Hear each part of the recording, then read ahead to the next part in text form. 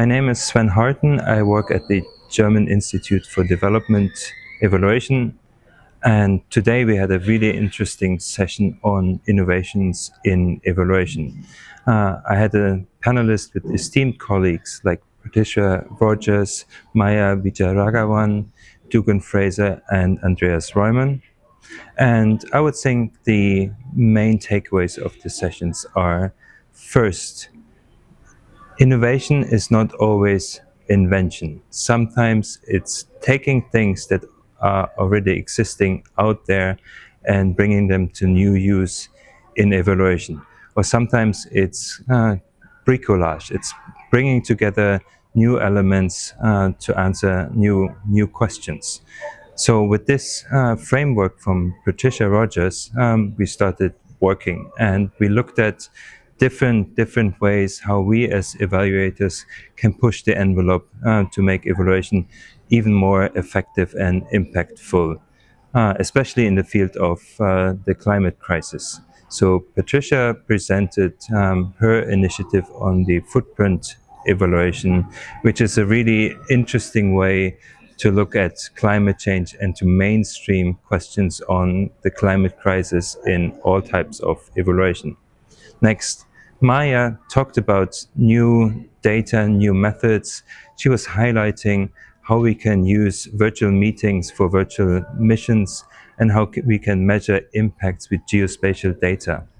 And then I talked a bit about the possibilities that AI offers to become more efficient by summarizing documents, by finding evidence that is out there, or even in complex situations to have an internal chatbot that tells us what rules are relevant at a certain stage in the evaluation.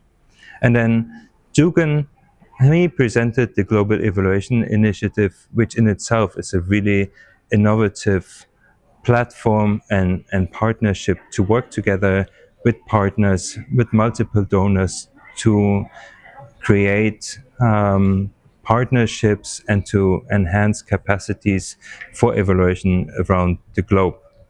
Last and certainly not least, Andreas talked to us about the role of knowledge brokering, and how we can use existing evidence in evidence and gap maps and systematic reviews, so that we don't need to go out there to collect that evidence every time again, but we actually use what our colleagues have produced.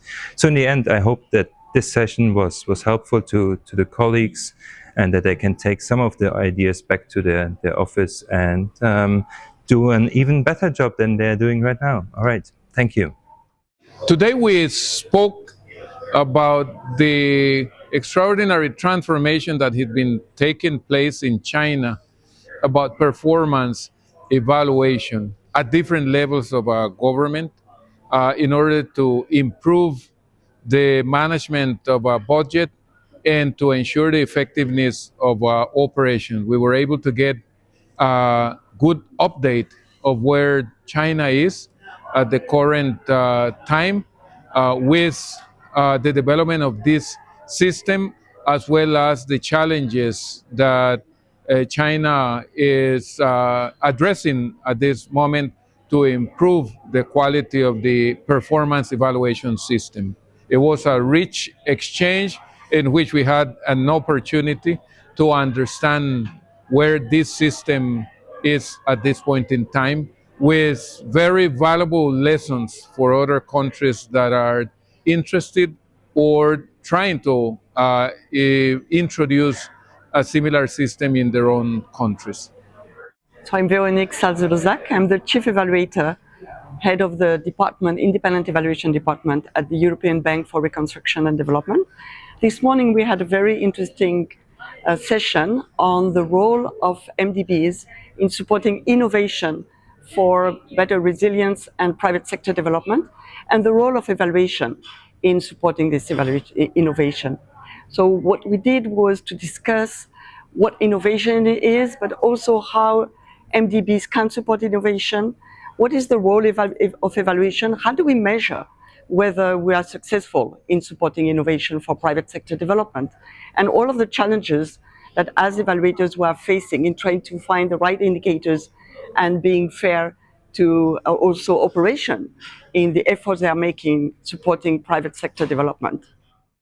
Today we had an opportunity to talk about private sector evaluation and talk about the intricacies of evaluating private sector operations, the importance of looking at the rationale of these interventions, the rationale in the sense of using tax money to promote private sector operations, the importance of additionality, the importance of not crowding out private sector agents that could do the same thing that multilaterals or bilaterals are doing by intervening in private sector markets. And we spoke about, obviously, of the ultimate results, development results of these interventions. The specific subject of today's session was private sector interventions through equity, direct equity and indirect equity, as well as venture capital interventions. The session presented the results and experience of EIB, EBRD, and ADB. Hi, my name is Douglas Glandon, Chief of Strategic Initiatives at 3IE, and I moderated the panel session called Going Big, Going Small, and Going Outside of Your Comfort Zone, Pushing the Boundaries of Development Effectiveness Evaluations. On the panel, I was joined by four panelists, including Julian Glucroft from MCC. He's an associate director there who joined us virtually with a pre-recorded message. Jeff Chelsky from IEG in World Bank, and Nilakshi Mann, Asia Program Director at 3IE, and Tara Marwa from IPA, Innovations for Poverty Action in the Philippines. The session was focused on some of the dynamics that are affecting the needs for going outside of a comfort zone in the development evaluation space, whether that's development evaluation broadly or focused on development effectiveness specifically.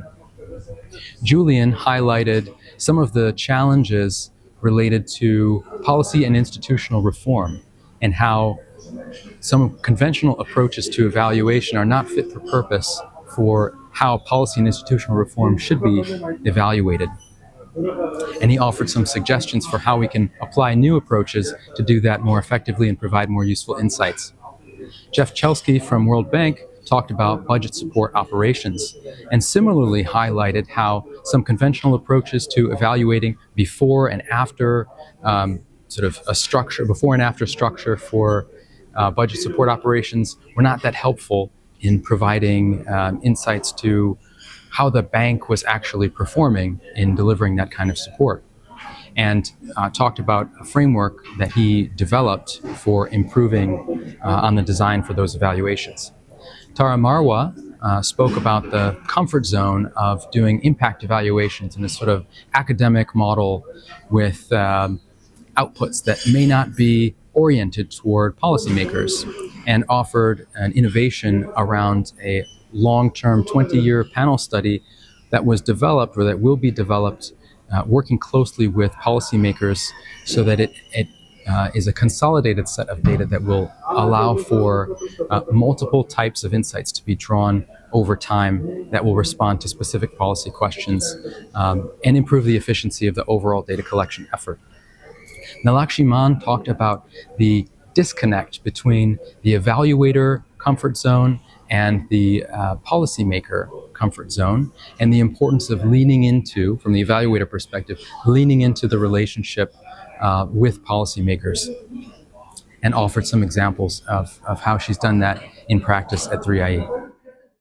The session that I just moderated was on evaluating procurement reform in developing countries, as well as international organizations and the UN system. We had a very engaging discussion, despite the fact it was late in the afternoon, and what people might think might have been a dry topic. It was anything but. There were big discussions on what it means to have procurement that not only delivers the least cost, but also delivers the greatest value for money, and the challenges for that.